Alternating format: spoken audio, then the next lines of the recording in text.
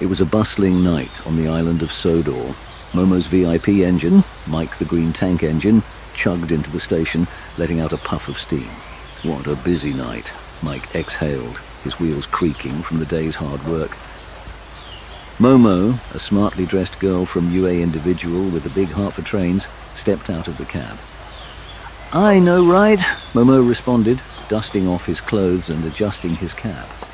His eyes were twinkling with excitement despite the long day. Just then, another engine rolled into the station. It was Percy, the little green saddle tank engine. Percy was Mike's friend, and he cheerfully called out to him as he rolled into the station. Mike looked at Percy, his face serious. "What do you want?" he asked, his tone indicating that he was not in the mood for games. Percy, however, was undeterred. "You want to play?" he asked, his voice filled with enthusiasm.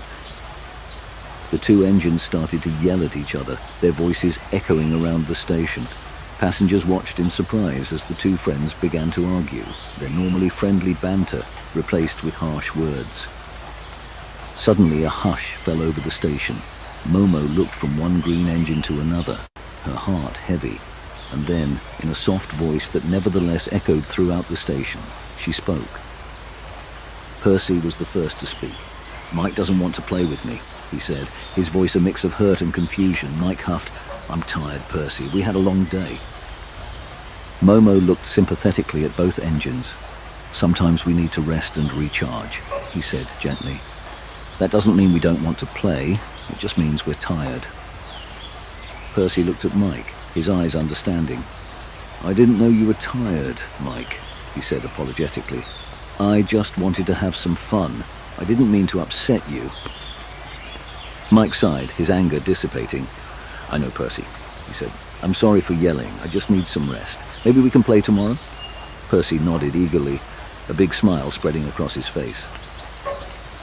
Seeing the two engines making up, Momo smiled. "That's more like it now. Let's all get some rest. We have another busy day ahead of us tomorrow," he said, clapping his hands together. The engines agreed, their voices chorusing in unison. The station was soon filled with the sound of engines winding down, their lights dimming as they prepared to rest for the night. Momo, satisfied with the resolution, bid the engines good night and left the station. The engines responded with a soft good night before falling into a restful silence. The island of Sodor was quiet, the bustling station finally at rest. The engines, now content, were silent, their argument forgotten.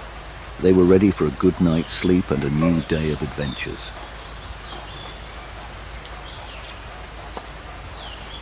The island of Sodor was